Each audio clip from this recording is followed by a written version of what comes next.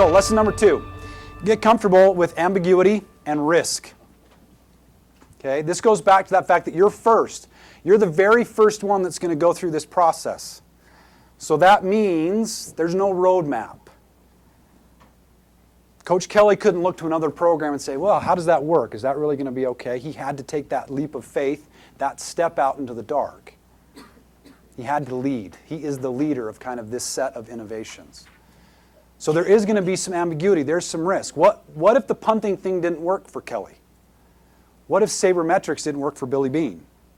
What's the consequence? He gets fired, right? Game over. Done. You know that, yeah, literally game over. You're a lunatic, you know, don't listen to that guy. And you may not be able to find another job because, oh, you're the crazy one that thought you could solve this problem with statistics. So there's a lot of risk. So I have to be ready and able to deal with that. But there are some ways that I can minimize that ambiguity and risk to help me in this process. So number 1, understand the nature of change. This is not a change management seminar. But it's one of the key things when I'm working with companies around innovation and becoming more innovative, they need to learn more about how to navigate change. And there's great books and great approaches to helping companies and individuals navigate through change. But innovation and being an innovation adopter means change. It's just bound to happen, right?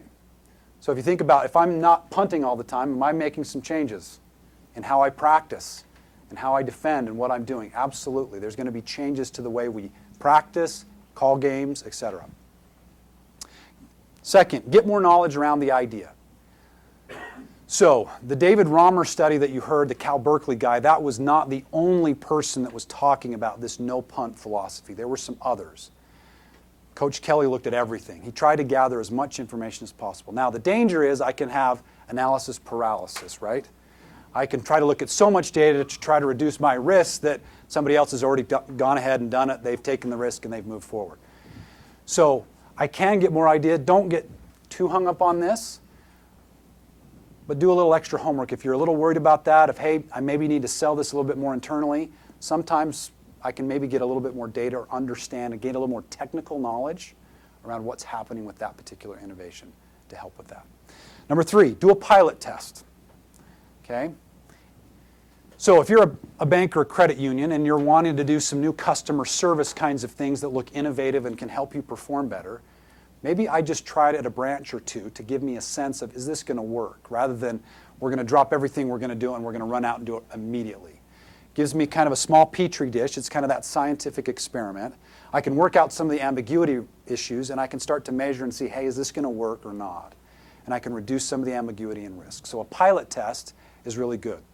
For those of you who are in kind of product development, helping a customer set this up can be a key for you in helping find that first innovator or the first customer to put your product into practice. So finding ways that it doesn't have to be all or nothing may help you be more successful in selling that product.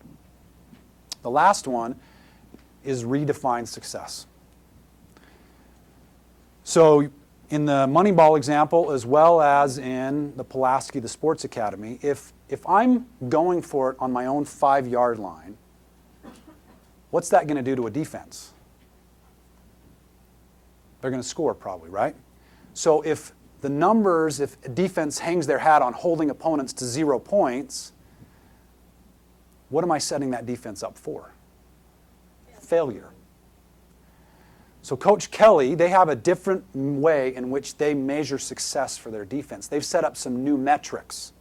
Moneyball, it's the same thing. Batting average is not nearly as important as on-base percentage. I don't care if you walk or you get a hit. I just want you on base.